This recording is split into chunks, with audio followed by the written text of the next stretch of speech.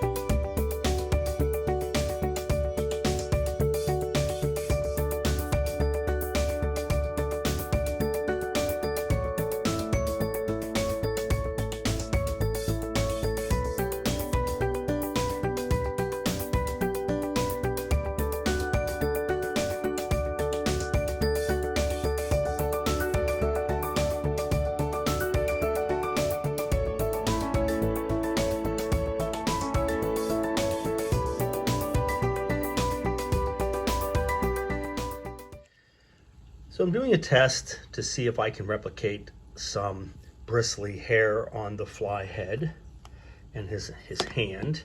Oops. And what I did was I took my static grass applicator and I used this 4mm light green. It was actually two of them. I'm not sure what the other one was. This is the longer one. This is the shorter one. And I just used the back inside of this part for the controls, which I can clean off. And I let it dry overnight. It looks pretty cool. It looks like hair. Now what I want to see is if I can paint it and see if I can paint it black and not lose the hair texture.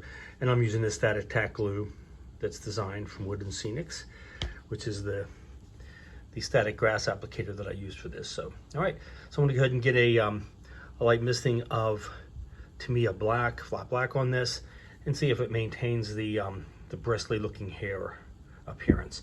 And what I might try to do as well is I could paint first, then put down the glue and put the grass on, because you can see it turns from white to a matte finish, or a little bit of a glossy finish possibly, but it's not that bad. All right, let me give that a shot.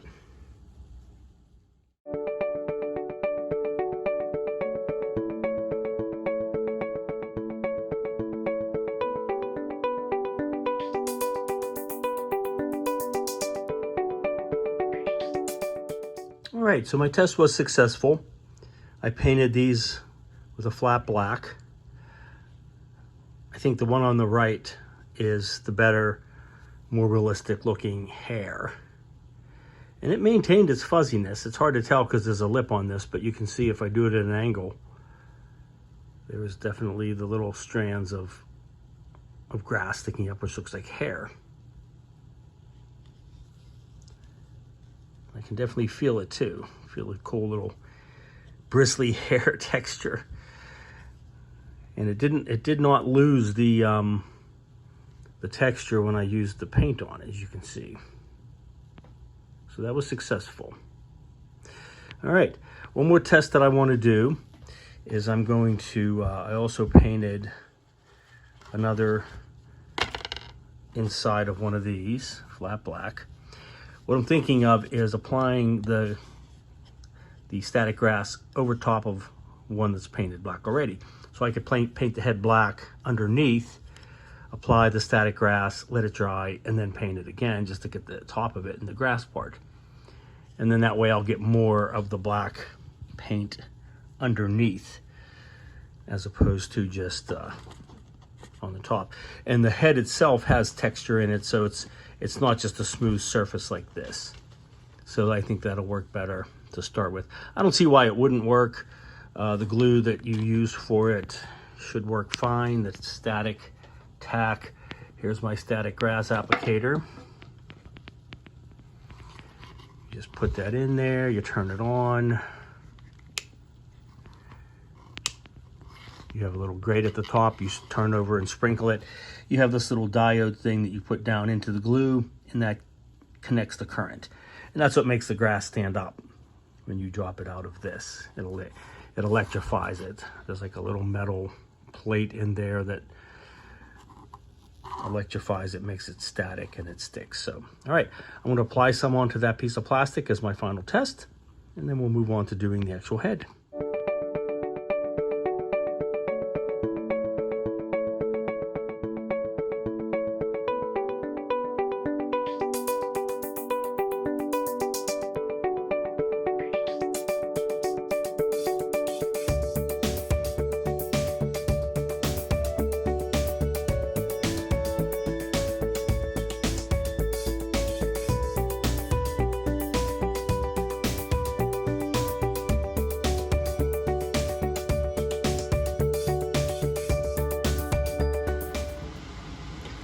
All right, so I finished putting on the static grass onto the head and the hand. It turned out really good.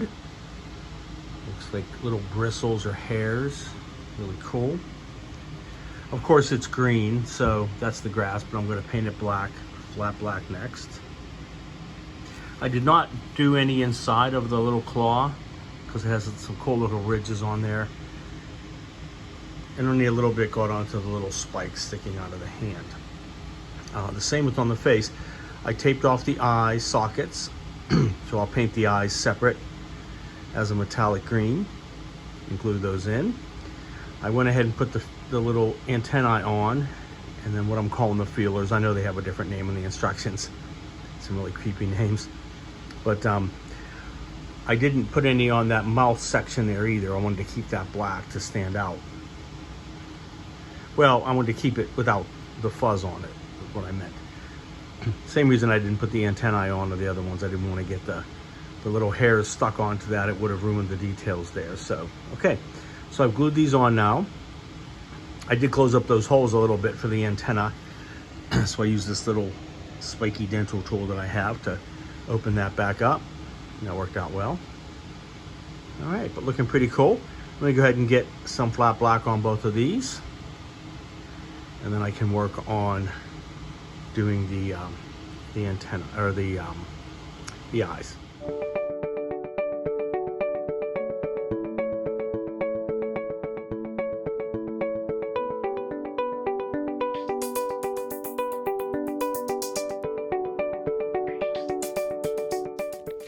All right, here is the head and the hand painted black. They turned out fantastically. Really creepy looking hair. Let me set that down and see if I can get a better look at it. Very, very cool. Very cool. And there's the hand, the claw.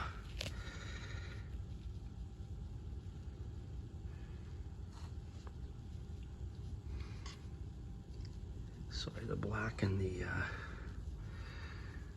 close-up do not want to focus on me.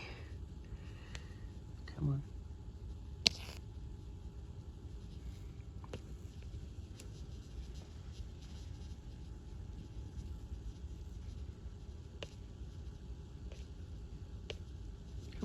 Focus. Looks very cool. I love how the little spikes stick out through the fuzzy hand. Give it a really creepy look. All right, so on to the eyes, and then I'll get this completed. So, thank you, Mr. Compressor. One of the eyes had a little sinkhole in the plastic. So what I did was I used some Bondo putty and I filled that in, cleaned it up. All right, so let me go ahead and get some metallic gray on those eyes, and that'll complete these very creepy fly parts. And I hope they don't fly away while I'm doing that.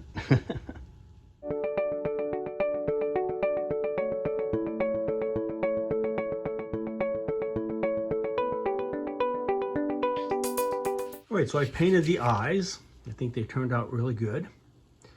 So I tried a few things. Initially, I mixed together some green with some white, made a light green, added some of my Vallejo steel into it, trying to get a metallic green.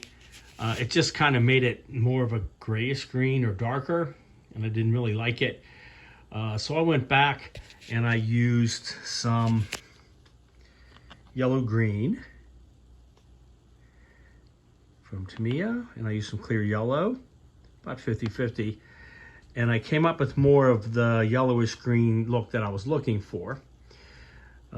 And then I went ahead and I sprayed over it with a clear, just a rattle can.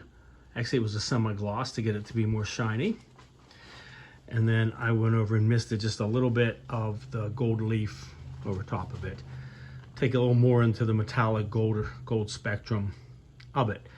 So those are just about dry, so I'll get ready to put those into the head, finish up the head, and then I'll do a final reveal of the fly head and the hand on the body. All right.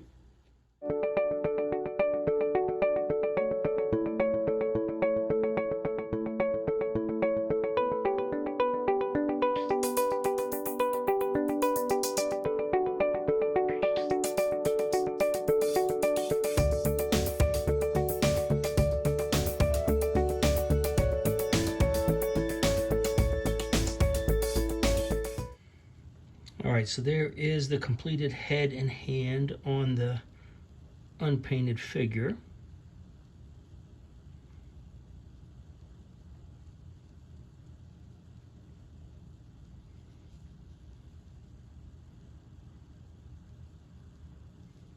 I mean the unpainted body, of course.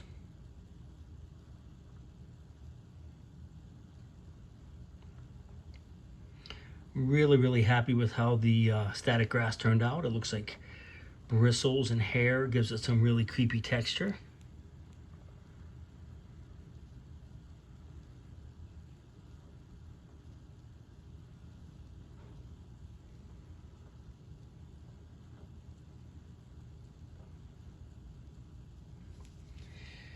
See if I can get a little closer so you can kind of see the, yeah, there we go.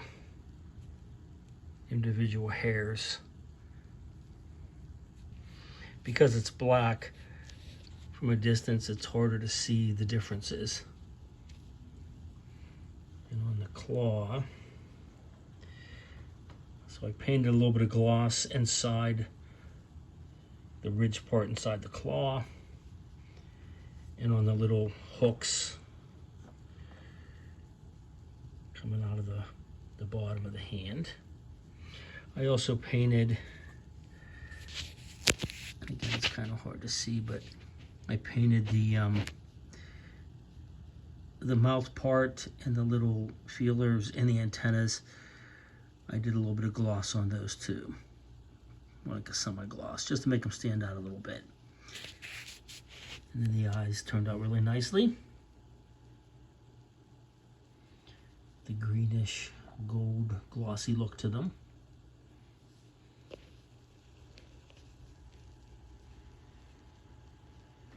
and some metallic.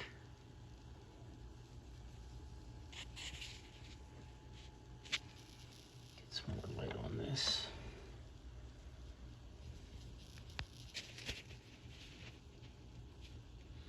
There you go. So you can see how the mouth part is a little glossier. Just kind of give it that wet, organic look.